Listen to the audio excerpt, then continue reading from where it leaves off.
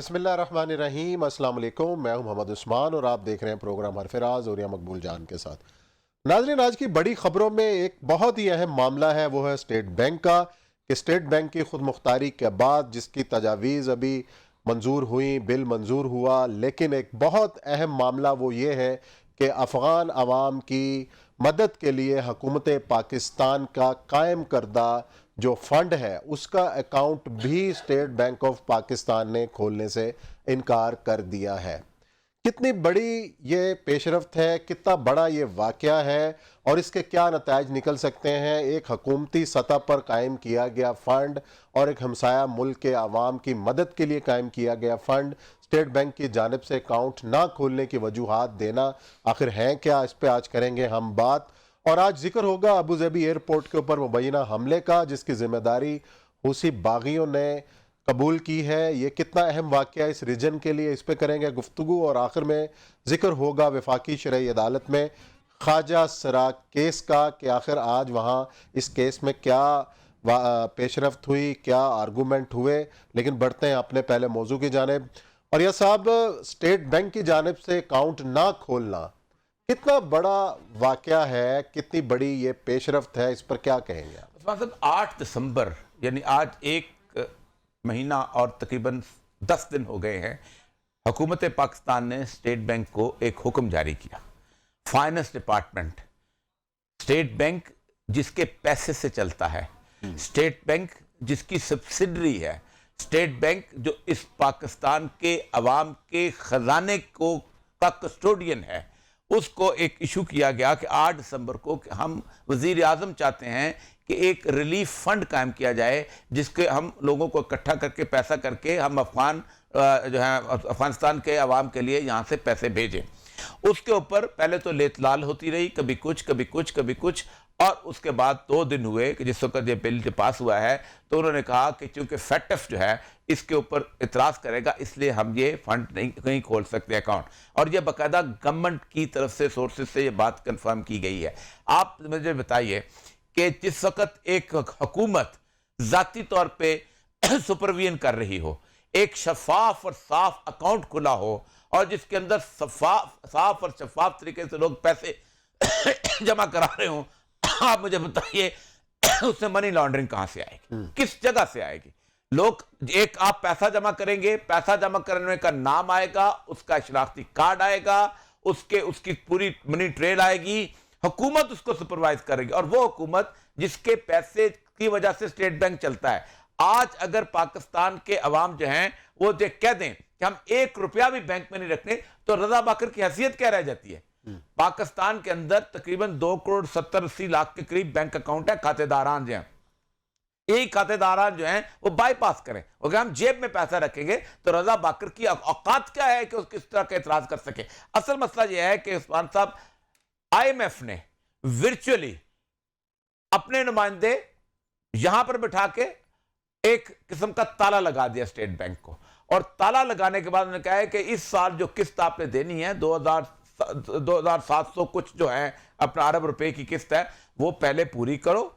جب پوری کر لو گے تو پھر ہم اسٹیٹ بینک کا تالا کھولیں گے، پھر تجوری سے آپ اپنے لیے اور یہ صاحب مسئلہ تو یہ ہے کہ آپ خود آئی ایم ایف کے پاس گئے ہیں پیسے لینے، آئی ایم ایف آپ کو پیسے دے رہا ہے، ساتھ اپنی شرائط بھی عائد کر رہا ہے، ساتھ اپنی ٹیم بھی ساتھ بھیج رہا ہے۔ پہلے وزیر خزانہ صاحب بھی ان کے تھے، پھر اسٹیٹ بینک کے گورنر بھی ان کے آئے، ڈپٹی بھی ان کے آئے، تو ظاہر ہے جس نے پیسے دینے ہیں اس نے اپنی شرائط تو رکھنی ہے۔ اگر یہ اکاؤنٹ نہیں کھلتا اب اس صورتحال کے اندر، افغان سپورٹ فنڈ جو بھی ہے، اب اس کا طریقہ کار کیا ہے؟ کیا ہم اس کو بھول جائیں یا ہم اتنے بے بس ہو گئے ہیں ہم اپنے فیصلے بھی خود نہیں کر سکتے؟ اب یہ بے بسی کی انتہا ہے۔ دیکھیں، ایک بات طے ہے کہ کچھ بھی ہو، کہیں بھی لوگ موجود ہوں، انہوں نے کھانا ہوتا ہے، ان تک رزق پہنچتا ہے۔ آپ لیگل راستے بند کریں گے، دوسرے راستے شروع ہو جائیں گے۔ ظاہر بات ہے، ایک 6-7 کروڑ کی پاپولیشن ہے وہاں پر افغانستان کے اندر، اور افغانستان کے اندر اگر آپ نہیں بھی بھیجتے تھے تب بھی ان کی یہاں سے اور تو کوئی راستہ نہیں ہے ان کے لیے۔ ٹھیک، لینڈ لاک کنٹری ہے، لینڈ لاک کنٹری کو پاکستان کے راستے جائے گا یا ایران کے راستے جائے گا، کہیں نہ کہیں سے ان کو کچھ نہ کچھ پہنچتا رہے گا۔ اور ایران تو آلریڈی جو ہے وہ اس طرح کی صورتحال میں ہے کہ وہ پہنچا بھی دے گا، کیونکہ ظاہر بات ہے اس پر تو ویسے پابندیاں لگی ہوئی ہیں، اور وہ تو اپنی بندرگاہ کو استعمال اس کا مطلب یہ ہے کہ اسٹیٹ بینک پاکستان کی بنیادی اسٹریٹجی کے اوپر اٹیک کر رہا ہے. یعنی پاکستان اس خطے کے اندر اپنا مغربی سرحد جو ہے اس کو سیو کرنا چاہتا ہے. طالبان کی گورنمنٹ 20 سال کے بعد پاکستان کے حق میں ایک گورنمنٹ آئی ہے, پاکستان کا مفاد ہے. اسٹیٹ بینک کس کے ایجنڈے پہ چل رہا ہے؟ کیا بھارت کے ایجنڈے پہ چل رہا ہے؟ لیکن ایک آرگومنٹ تو اور یہ سب یہ دیا جا رہا ہے کہ افغان طالبان کی اس حکومت کو ابھی کسی بھی ملک نے قبول نہیں کیا بشمول پاکستان کے. جب ایک حکومت ہی ریکگنائز نہیں ہے تو اس کی مدد کے لیے اکاؤنٹ کیسے کھولے؟ یہ آرگومنٹ دیا جا رہا ہے. عثمان صاحب, جس حکومت کو تسلیم نہیں کیا گیا تھا, حکومت کی چھوڑ دیں, جب وہ طالبان تھے کیا ان کو جہاز پہ ٹکٹ ملتی تھی؟ وہ قطر جاتے تھے, وہ قطر میں رہتے تھے, وہ جا کے اس دوران جس وقت مذاکرات ہو رہے تھے وہ ایران جاتے تھے, مذاکرات کرتے تھے, وہ چین جاتے تھے, مذاکرات کرتے تھے, وہ روس جاتے تھے, مذاکرات کرتے تھے, وہ پاکستان آتے تھے, مذاکرات. یہ کس قسم کا تماش بھی نہیں ہے یار کہ آپ ایک پورے کا پورا, اور آپ لکھتے ہیں کہ ہم جو ایگریمنٹ ہے امریکہ کا اس کو دیکھیں کہ طالبان اسلامی امارات Afghanistan of which United States does not recognize agrees to, آپ ایک پورا معاہدہ کرتے ہیں, اس معاہدے کے تحت آپ فوجوں کو انخلا کرتے ہیں, اور کیا ریکگنائزیشن ہوتی ہے؟ آپ اس کا مطلب یہ ہے کہ صرف سائن آف پیپر ریکگنائزیشن ہوتی ہے؟ امریکن سفیر وہاں جا کے ملتے ہیں, باقی لوگ وہاں جا کے قطر میں ان سے مذاکرات کرتے ہیں. کیسی مسئلہ یہ نہیں ہے, مسئلہ یہ ہے کہ وہ تو بات ایشو ہے, اس کے باوجود بھی ایئر لائنز آ رہی ہیں, ٹھیک ہے, مختلف قسم کے سفیر. ابھی انہوں نے تاجکستان وہ گئے ہوئے تھے اسی بات کے مذاکرات کے اوپر. ابھی وہ جا کے وہاں پر ایران میں جا کے انہوں نے جا کے مذاکرات کیا ہے کہ جو احمد شاہ مسعود کے بیٹا اور حکمت یار ان ساروں کے بارے میں کیا ہو, واپس آؤ اور مین سٹریم کے اندر شامل. ابھی انہوں نے اپنا بجٹ بھی منظور کیا ہے. ان کا مسئلہ صرف یہ ہے کہ آپ نے ایک انٹرنیشنل سیزر بنایا ہوا ہے, وہ اپنی جگہ موجود ہے, لیکن مجھے صرف کہنے کی صرف بات یہ ہے کہ اسٹیٹ بینک جو ہے یہ کس کا بینک ہے جس نے پاکستان کے بنیادی مفاد کے اوپر اٹیک کیا ہے؟ مفاد آپ کا جی, آپ 20 سال آپ لڑتے رہے, 20 سال کا 40 سال سے آپ لڑ رہے ہیں کہ کیونکہ 40 سال پہلے بھارت نے افغانستان کے اندر اپنے رشتے مضبوط کیے تھے, ظاہر شاہ کے زمانے میں مضبوط تھے. مجھے یاد ہے کہ کابل شہر کے بیچوں بیچ پشتونستان چوک ہوتا تھا, جس کو بعد میں لوگوں نے پھر پاکستان چوک کا نام دیا, آریانہ ہوٹل کے ساتھ ہوتا تھا. اب دیکھیں اس پشتونستان چوک پہ وہ نعرے جو پاکستان کے اس بارے میں لہذگی, جس افغانستان کے اندر ایک زمانے کے اندر سارے کے سارے یہاں سے لوگ اٹھ کے جاتے تھے. یہ جو نیپ کے لوگ گئے تھے, جب یہ اجمل خٹک گیا تھا اور وہ جبا خان صوفی نے جو بات کھولی ہے جس میں انڈین ایمبیسڈر وہاں آ کے پیسے بانٹتا تھا اور پاکستان میں دھماکے ہوتے, وہ افغانستان اگر آپ کے ساتھ ایک طرح کی بہتر ریلیشن شپ میں آ گیا ہے, اور وہ زمانہ نہیں رہا جب 40 کو وہاں انڈین کانسولیٹ کھلے ہوئے ہوں اور آپ کو ہر وقت خطرہ ہو کہ وہاں سے لوگ آئیں گے. اب آپ ایک اسٹیٹ بینک کا بندہ, ایک ملازم, پاکستان کے پیسوں پہ پلنے والا, پاکستان کے پیسوں سے تنخواہ لینے والا, پاکستان کے 22 کروڑ عواموں کے ٹیکسوں کے اوپر اپنی زندگی گزارنے والا رضا باقر یہ اعتراض کرتا ہے. حیثیت کیا ہے اس کی پاکستان کی گورنمنٹ کے سامنے؟ تو پاکستان کی گورنمنٹ کیا ایکشن لے سکتی ہے؟ فوراً میں بتاؤں, ایک میرے جیسے بندے نے کیا ہوتا نا اب تک سسپینڈ ہوا ہوتا. لیکن آپ نے خود مختاری دی ہے فیصلے کرنے میں. نہیں, یہ خود مختاری نہیں ہے. خود مختاری یہ ہے کہ آپ اس سے پیسہ نہیں لے سکتے لون کا. خود مختاری یہ ہے کہ وہ زیادہ نوٹ نہیں چھاپ سکتا.